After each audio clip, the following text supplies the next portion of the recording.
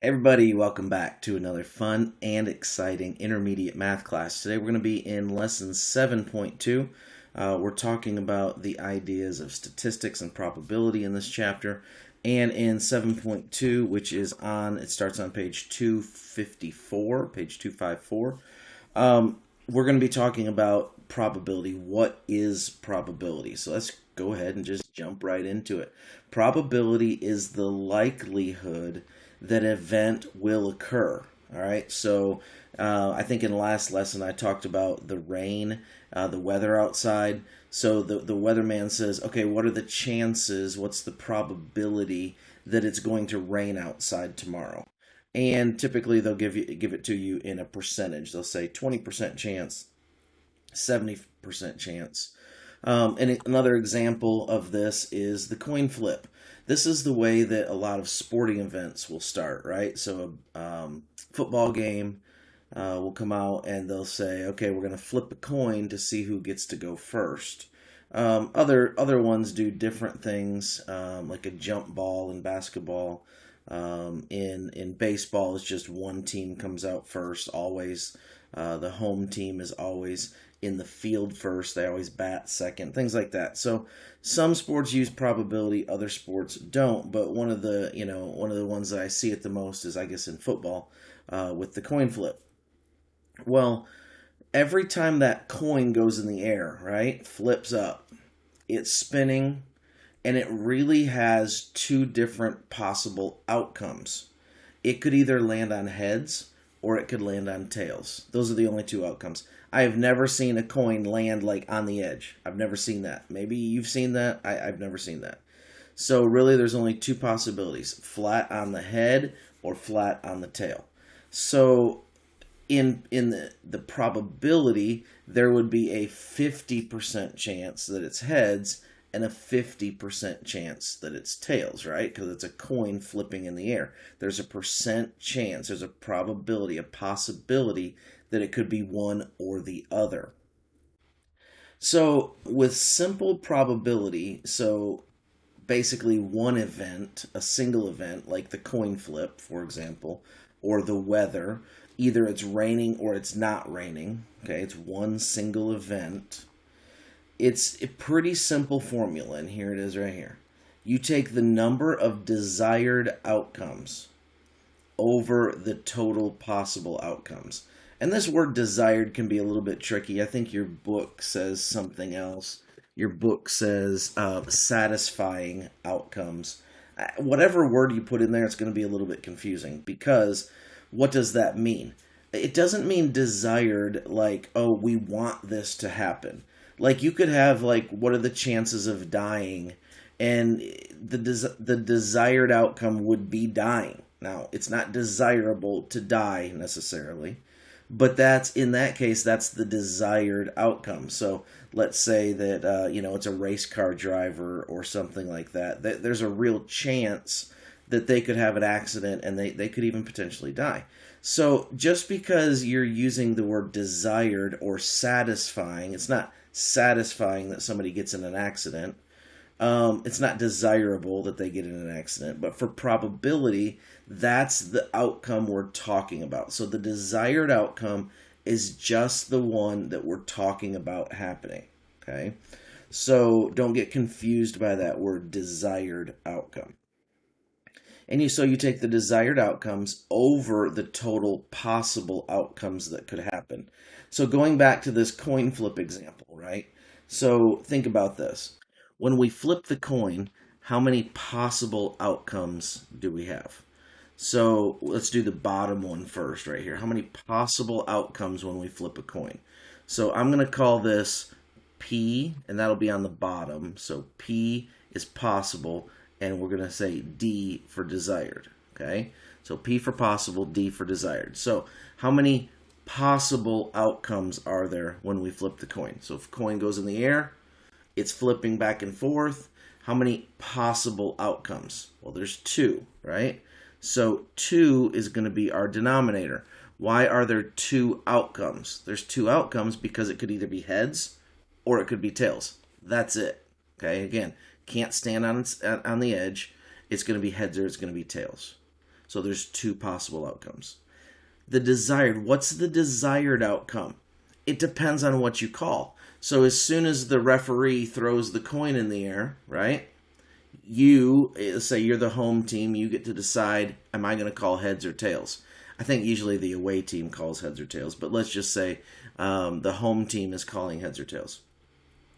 So the coin goes in the air, the home team says heads. Well, that becomes the desired outcome. You want heads to happen, okay? That's what you're going for. You're trying to see how many times it could land on the head. So how many possible outcomes are there? We only want one. It's only heads. We don't want it to go on tails, okay? That means the other team gets the ball, right? So we want heads. So there is one desired outcome, okay? Now, take a look at this. We have 1 over 2. 1 over 2 is the probability. But a lot of times we don't write this as 1 over 2, do we? All right. So you could also write this as 1 over 2. You could write it as a decimal, okay? So what is 1 over 2 as a decimal? Well, if you don't know that, you should know that. But if you don't know that, you can always figure out what the decimal is by flipping it over and dividing it. So 2 goes into 1.0 0.5 times. Okay, so that would equal 0.5 as a decimal, and as a percent, you would move this decimal point 2 places, and you get 50%. So there's really 3 ways to write probability. You could write it as, first of all, a fraction. Secondly, you could write it as a decimal, and then third, you could write it as a percent. Most of the time, you're going to see them written as a percent. So this is the way that most of the time you're going to see it. If a question in the book says write as a decimal, you would have to use this one. If it says write as a fraction, you'd have to write this one. But if it doesn't say, you could use either one of them to express that. So just 3 different ways of saying the same thing. 1/2 is the same as 0.5 is the same as 50%. All right, let's look at an example here. In your book, this is on page 255. Page 255. So Seth's gumball machine contains 15 gumballs, 3 red, 5 green, 3 yellow, and 4 blue. The next time Seth wants a gumball, what is the probability that the machine will give him a yellow gumball? So, we have more complex event right here than a coin flip. Coin flip is just 2 possibilities. It could either be heads or tails. Here, we're dealing with a little bit different problem. See, we have red in the machine, we have green in the machine, we have yellow in the machine, and we have blue in the machine. So we've got 4 different possibilities here. So this is interesting, and that's 4 different color possibilities. But think about this. There are 15 total gumballs in the machine. So we've got a lot of different things going on. We got 3 red, 5 green. So what numbers do we need to use here? Let's go back to our formula up here. We always have to go back to this basic formula. The number of desired over the number of possible. So let's just do that. So we're going to write D over P again. That's what we're looking for. Desired over possible. So what is in this problem? Let's start with the possibles. How many possible different outcomes are there? How many total ones are there? Instead of writing a P here, because I feel like you might get confused whether that's probability or what exactly that P stands for, let's write T for total. Okay, so the desired over the total. I think that will make a little bit more sense for you. So if you want to change that, you can. So desired over total. So let's look at how many total or how many possible solutions there are, or how many possible, how many different gumballs could we get out of this machine.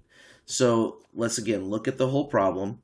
The gumball contains, this is important, 15 gumballs, 3 red, 5 green, 3 yellow. That's important because at the end it said what is the probability the machine gives him a yellow. So the important one is the 3 yellow right there. Okay. These ones, I'm not saying we can totally get rid of those. but for this problem, we can get rid of those because we're not dealing with those, okay? We're only dealing with what? The desired and the total. So how many total gumballs are in the machine? 15 total gumballs. So the total equals 15, and the desired, the one that we want to come out, is the yellow, and we have 3 of those. So it's going to be 3 over 15. Now, 3 over 15 is a bad fraction. It needs to be reduced. So do not put 3 over 15, or I'm going to mark that wrong on your paper, right? So don't write that. We want to reduce that, and we're going to come up with 1 over 5. If you don't remember how to reduce, 3 is your common, is your GCF there. And so you're going to divide each one of those by 3. 3 goes in 3 one time, 3 goes in 15 5 times. So 1 over 5 is one of your answers. Your next answer would be what? So that would also be equal to, you should know 1/5. Okay, we've memorized that earlier in this year. That equals 0.2. Okay, so you could also write it as 0.2, or you could move the decimal 2 places to make a percent, and you would have 20%. So your 3 answers, all the same answer, would be in a fraction 1/5, in a decimal 0.2, or in a percent 20%. All right, one more thing in this chapter. It's called the properties of probability. A property is like a rule of probability, okay? So these are probability rules. These are always true. Number 1, all probabilities of one event happening, the probabilities of something happening, must be between 0 and 1. Or you could also say between 0% and 100%. So in other words, you can't have, it's impossible to have like a negative percent chance of that happening. What are the chances that it will rain tomorrow? Negative 10%. That doesn't make any sense. That doesn't compute. It's not a thing. Okay. What are the chances of it raining tomorrow? 120% chance that it rains tomorrow. No. You can't have a 120% chance. All chances of something happening must be between 0% and 100%, or between 0 and 1. Okay, so it's the same thing. 0 and 1, or 0% and 100% is the same thing, because here all we're doing is moving the decimal point, right? So 1, move the decimal point 2 places, you get 100%. So 100% and 1 are the exact same thing, so don't be confused by that. So the event happens. So the coin goes up in the air. The chances that it lands on heads has to be between 0% and 100%. It can't be a 110% chance that it lands on heads. It's not. It's not possible. So maybe you've heard somebody say that. You've heard them say, "What are the chances of that happening?" That's a 110% chance. What are they saying? They're using something that can't happen to say, "Oh, I am definitely going to do that tomorrow." So, like, what are the chances of you cleaning your room tomorrow? There's a negative 10% chance of you cleaning your room tomorrow, right? Some of you are like, "I'm not cleaning my room, no way." So, others of you are like, "Yeah, there's a 110% chance of me cleaning my room because I have to. I'm going to get in trouble if I don't." So you're going to do it. So you might use those as like exaggerations, but there's no way to have a 110% chance of something happening. All right, so that's number 1.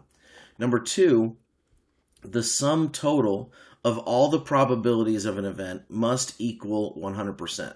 So in other words, let's look at the coin flip, for example. So the heads chance is 1 over 2, right? And if we sum total, so if this is heads, and then if we sum total tails with it, tails, the percent chance that tails happen is also 1/2. Okay?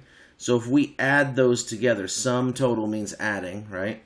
So we equal 2 over 2, which equals 1, which equals 100%. There is a 100% chance that either heads or tails will happen. One of those has to happen. Okay? Let's go back up here real quick and let's do this with the gumballs. So let's get rid of this because now we're going to have to do all of them to figure out what's our chances. So unfortunately I use different colors with yellow. So we'll just call this one, I'll write it out here with the yellow. All right, so the next one we'll do is the red. So I'll use this color to signify red. And then we'll go through it. The chances of red are 3 over 15, right? So 3 over 15. Guess what? It's the exact same thing because there was also 3 yellow. So we're going to come out with the same percent chance here. So this is also a 20% chance of red. All right, the next one, let's do green. So we'll do green. And with the green ones, it was 5 over 15. So 5 over 15. And then, so that's going to equal 1/3. With 1/3, that's 0.333. So that's going to be 33%. And yes, we do have to round that one off just a little bit, and that can cause us a little bit of problem here, but you'll see where it doesn't. And the last one was the blue ones, and there are 4 blue. So the blue is going to be 4 out of 15. All right, 4 out of 15 doesn't reduce, so 4 out of 15, we're going to just leave it there. And that one is going to come out to 0.26 or 0.26 with a line over it. So we're going to actually round that one up to 27%. Let me do that with the red again. 27%. Okay. Now, now we've figured out all those percentages of each one happening. Now, if you look at this, the sum total. Well, first of all, let's start with this one. The probability of all of them have to be between 0 and 100. So let's just make sure, yeah, we're between 0 and 100. Yep, and yep. Okay. So we're good there. But then this second one says that the sum total of all those probabilities must equal 1 or must equal 100. So what we need to do is we need to add these up. So 0 plus 0 plus 3 plus 7 is 0, carry the 1. So 2 plus 1 is 3, plus 2 is 5, plus 3 is 8, plus 2 is 10. There is our 100%. Now, that means that we did it right. That's a great way to check your problem.